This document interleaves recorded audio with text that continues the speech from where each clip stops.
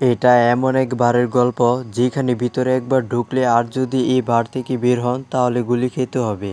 কিন্তু ভিতরে থাকলেও আপনি সেখানেও নিরাপদ থাকবেন না। চারদিকে শুধু মৃত্যুর ফাঁদ। এর মানে হলো সামনে কুয়ো আর পিছনে খাদ। গল্পের শুরুতে আমাদের একটা বার দেখানো হয় যেখানে সাজ্জু নামের এক ব্যক্তি প্রবেশ করে। সাজ্জু বারে প্রবেশ করার সাথে সাথে এই বার থেকে একজন লোক বেরিয়ে আসে। সে বেরিয়ে যাওয়ার সময় কেউ তাকে গুলি করে হত্যা করে। এই দৃশ্য দেখে আশেপাশে সবাই নিজেদের জীবন বাঁচানোর জন্য পালিয়ে যায়। গুলি কোথায় থেকে এসেছে তা কেউ জানে না এবং এলাকাটি সম্পূর্ণ জনশূন্য হয়ে পড়ে। ভিতরে অনেক লোক আছে এবং তারা কি করবে তা বুঝতে পারছে না। ঠিক সে মুহূর্তে সেনজু নামের এক ব্যক্তি পুলিশকে ফোন করার চেষ্টা করে, কিন্তু তার ফোনে নেটওয়ার্ক নেই। আরেকজন লোক মৃত মানুষটিকে খুঁজতে বাইরে যায়, কিন্তু হঠাৎ কেউ তাকেও গুলি করে। ভিতরে দাঁড়িয়ে থাকা সবাই আতঙ্কিত, সবাই হতবাক, কারো ফোনে নেটওয়ার্ক নেই। বাড়ির ভিতরে একটি মেয়ে আছে, আলিনা নামের এক মহিলা বলে যে আমাদের টিভিতে খবর দেখা উচিত। যখন তারা খবর দেখে তখন এই ঘটনার কোনো খবরই থাকে না। বাইরে তাকাতেই তারা দেখে দুটো লাশ নেই আর তাদের রক্তও মুছে ফেলা হয়েছে। কি হচ্ছে তারা বুঝতে পারে না। তখন শাওর নামের একজন বলে, আমার মনে হয় কেউ চায় না যে এখান থেকে আমরা বের হই। তখন সাজিও বলে, হয়তো আমাদের মধ্যে কেউ একজন খুনি, হয়তো বা কোনো সন্ত্রাসী, যে কোনো মারাত্মক বোমা নিয়ে ঘুরছে আর পুলিশ তাকে খুঁজে বের করে মেরে ফেলতে চায়। একথা শুনে নাসু নামের এক যুবক তার পা দিয়ে নিচের ব্যাগটা লুকিয়ে ফেলে, কিন্তু সাজিও তাকে এটা করতে দেখে ফেলে এবং সবাইকে বলে দেয়। নাচুর ব্যাগটা নিয়ে যাওয়া হয় আর সেটা খুলতেই ভিতরে জামা কাপড় আর একটা হার্ড ডিস্ক পাওয়া যায়। নাচু বলে যে এর ভিতরে এমন কিছু নেই যা মানুষের ক্ষতি করতে পারে। সে বলে, আমি একটা বিজ্ঞাপন সংস্থায় কাজ করি আর এই হার্ড ডিস্কটাতে আমার কাজের ফাইল আছে। কিন্তু কেউ তার কথা বিশ্বাস করে না। এলিনা তার হার্ড ডিস্কটা নষ্ট করে ফেলে, কিন্তু ভিতরে কিছুই পাওয়া যায় না। এতে নাসুর গভীরভাবে কষ্ট পায়। এরপর নাসু তার সামনে কাউন্টারের উপর একটি সুটকেস দেখতে পায়। সে সবাইকে জিজ্ঞাসা করে এটি কার। সাজিও দাবি করে যে এটি তার। সাজিও এটি তোলার আগে এর মালিক অর্থাৎ এম্পায়ার সেটি তুলে নেন। সাজিও এম্পায়ারকে এটি খুলতে বাধা দেওয়ার চেষ্টা করে, কিন্তু ইসরায়েল নামের এক ব্যক্তি সেটি খুলে ফেলে এবং ভিতর থেকে কিছু মেয়েদের পোশাক বের করে। কেউ কিছু বোঝার আগে তারা বাথরুম থেকে একটি অদ্ভুত শব্দ শুনতে পায়। যখন তারা বাথরুমের দরজা খোলার চেষ্টা করে তখন সেটি ভিতর থেকে বন্ধ হয়ে যায়। তারা কোনো মতে দরজাটি খুলে বাথরুমে প্রবেশ করে এবং সেখানে একজন মোটাসোটা লোককে অচেতন অবস্থায় থাকতে দেখে। আসলে এই গল্পের শুরুতে এই লোকটি কাঁচতে কাঁচতে হামাগুড়ি দিয়ে বাথরুমে ঢুকতে দেখা যায়। সে ভিতরে এসেছিল এবং তখন থেকে এখানে অচেতন অবস্থায় পড়ে আছে। লোকটির কাছে একটি বড় ইঞ্জেকশনও ছিল। আলিনা ইঞ্জেকশনটি তুলে নেয় এবং এরপর তারা বাইরে থেকে যানবাহনের শব্দ শুনতে পায়।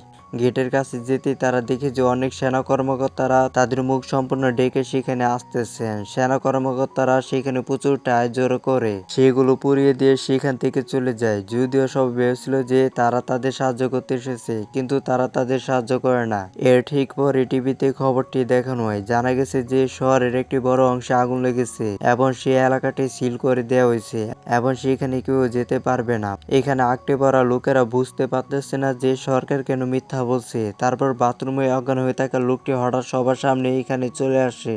তার পুরো শরীর মারাত্মকভাবে ফুলে ওঠে এবং তার চোখগুলো ভয়ঙ্কর অদ্ভুত দেখাচ্ছে এবং সে পড়ে গিয়ে মারা যায়। কিন্তু মরার আগে সে বলে, আমাকে স্পর্শ করো না। তারা মৃত লোকটির ফোনটি তুলে নেয় এবং দেখে যে এই লোকটি একজন অফিসার ছিল।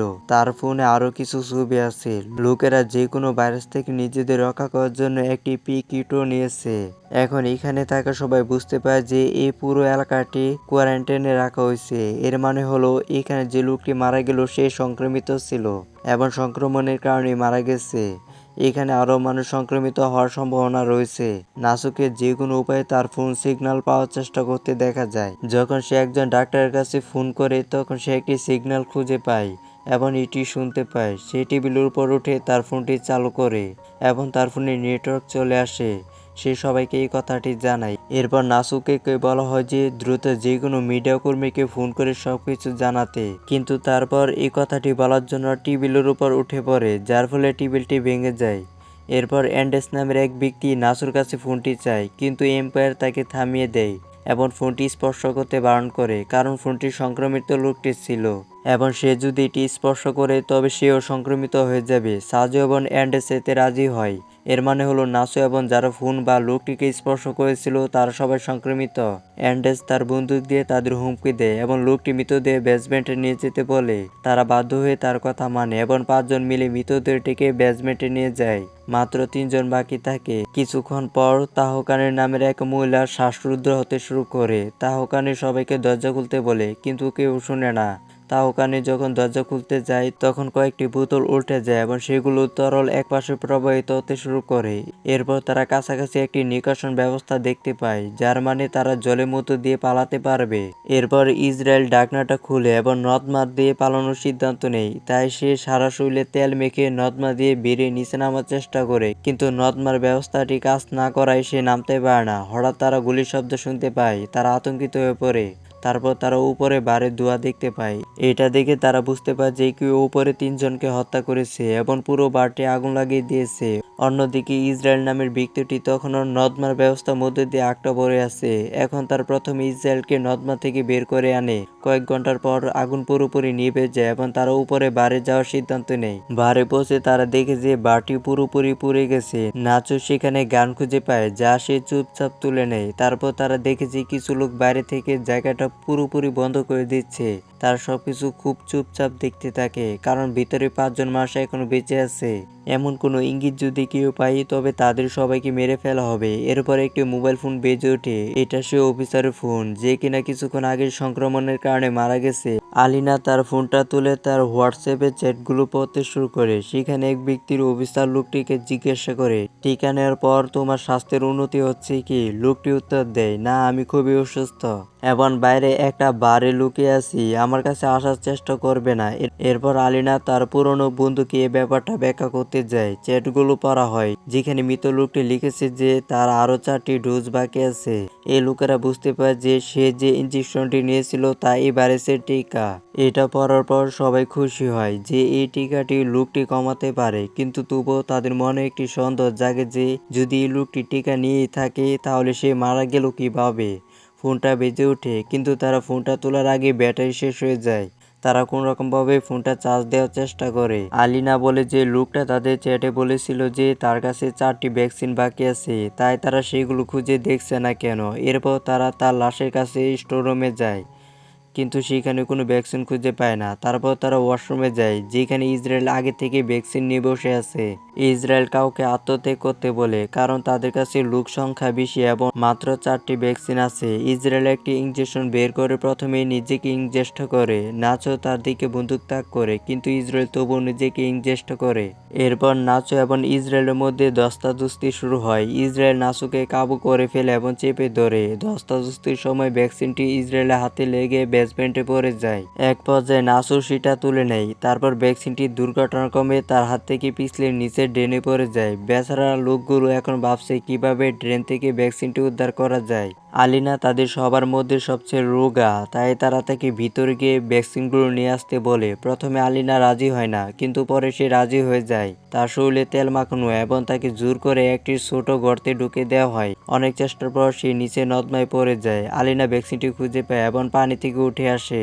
এরপর নাসু ভ্যাকসিনটি একটি সুতে বেঁধে উপরে পাঠিয়ে দেওয়ার জন্য বলে, কিন্তু আলিনা সরাসরি প্রত্যাখ্যান করে, কারণ সে জানে যে উপরে মাত্র 3 জন লোক আছে এবং মাত্র 3টি ভ্যাকসিন বাকি আছে। আলিনা সবাইকে বোঝে যদি তারা ভ্যাকসিনগুলো চায় তবে তাদের নিচে নেমে আসতে হবে। তারপর তারা নর্দমার গর্তটি বড় করে দেয়, আর এদিকে আলিনা বাইরে বেরোনোর পথ খুঁজতে শুরু করে। কিছুটা পথ যাওয়ার পর সে একটি জায়গায় আলো দেখতে পায়। প্রথমে সে সেখানকার একটি গর্তে ভ্যাকসিনগুলো লুকিয়ে রাখে। এরপর সে সিঁড়ি থেকে উপরে যায় এবং দেখে যে এক বিশাল পুলিশ বাহিনী বাড়ি নিহত তার 3 কমরেডকে পুড়িয়ে ফেলছে। দৃশ্যটি সেখান থেকে শুরু হয় এবং আমাদের দেখানো হয় যে স্টোররুমে থাকা বাকি 4 জন কোনোরকম ভাবে নিচে নেমে আসতে সক্ষম হয়। ইসরায়েল এবং নাসুর মধ্যে আবারও তুমুল লড়াই শুরু হয়। এবার নাসু তার বন্দুকটা ছিনিয়ে নিয়ে ঘটনাস্থলে তাকে গুলি করে। এখন বন্দুকটা নাসুর হাতে। এরপর নাসু সেন্সারকে বন্দুকের মুখে ধরে এবং আলিনার কাছে তাকে টিকাটা দিতে বলে। নাসু বলে, আমার কাছে 3টি টিকা আছে, আর যদি কেউ মারা যায় তাহলে আমরা 3 জনে বেঁচে যেতে পারবো। এরপর আলিনা তাদের বাইরে নিয়ে যায়, যেখানে সেই টিকাটা লুকিয়ে রেখেছিল। নাসু এবং আলিনা পথ দেখিয়ে নিয়ে যায়, আর স্যাটার ও ট্রিনি তাদের অনুসরণ করে। হঠাৎ ট্রিনি পুরো পরিস্থিতিটা শেষ করার জন্য স্টুকে পানিতে ডুব ডুবিয়ে মারার চেষ্টা করে, কিন্তু নাসু তাকে তা করতে বাধা দেয়। কিন্তু নাসু তাকে মেরে ফেলতে বলে, যাতে তারা সব টিকা ভাগ করে দিয়ে নিজেদের জীবন বাঁচাতে পারে। নাসু তার দিকে বন্দুক তাক করে, কিন্তু গুলি বের হয় না। এরপর নাসু তার কাছ থেকে বন্দুকটা নিয়ে কিছুটা দূরে গিয়ে আত্মহত্যা করে। এখন মাত্র 3 জন বাকি আছে এবং তাদের কাছে মাত্র 3টি ইঞ্জেকশন আছে, তাই প্রত্যেকে একটি করে ইঞ্জেকশন নেয়। কিন্তু তাদের ইঞ্জেকশন দেওয়ার আগে ইসরায়েল সেখানে এসে নাসুকে জীবিত অবস্থায় মেরে ফেলে। ইসরায়েল রেগে গিয়ে নাসু আর আলিনার পিছু নেয়। তখন নাসু আর আলিনা তাদের সামনে সিঁড়ি দেখতে পায়। তারা দুজনেই সিঁড়ির দিকে এগোতেই থাকে, কিন্তু তখনই আলিনার কাছে থাকা ইঞ্জেকশনটি নিচে পড়ে যায়। এখন তা নিতেও পারছে না, কারণ এখন ইসরায়েলও তাদের সাথে আছে, সিঁড়ির উপরে উঠতেছে, তাই তারা নিচে নামতে পারছে না। নাসু দ্রুত আলিনাকে তার ইঞ্জেকশনটি দেয়। তারপর ইসরায়েল নাসুর পায়ের কাছে পড়ে তাকে টেনে নিচে নামায়, যার ফলে তারা দুজনে নিচে পড়ে মারা যায়। আলিনা তার শরীরে অবশিষ্ট ভ্যাকসিনটি দেয় এবং ড্রেনের ঢাকনা খুলে বাইরে বেরিয়ে এসে সে দেখে যে মানুষের বিশাল ভিড় এবং সরকার সামনের এলাকাটি পুরোপুরি সিল করে দিয়েছে। তারপর একজন মহিলা তার জ্যাকেটটি আলিনার শরীরের উপর জুড়িয়ে দেয়। সম্পূর্ণ অচেতন আলিনা নীরবে ভিড়ের সাথে মিশে যায়। আর এইখানে এই অসাধারণ গল্পটি শেষ হয়ে যায়।